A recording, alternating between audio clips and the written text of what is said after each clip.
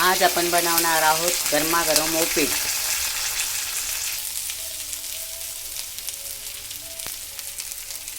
मस्तपैकी कांदा टोमॅटो चिरून झालेला आहे, चांगला लाल लाल बदामी कलरवर परतून घेतलेला आहे।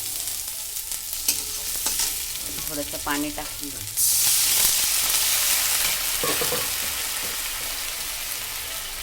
थोडं मीठ,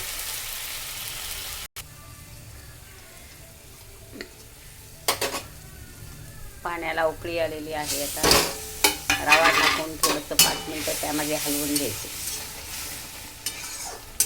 2 मिनिटाची वाफ येऊन द्यायची। छान असे उपीट तयार झालेले आहे।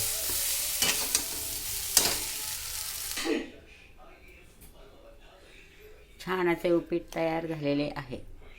नाश्त्यासाठी गरमागरम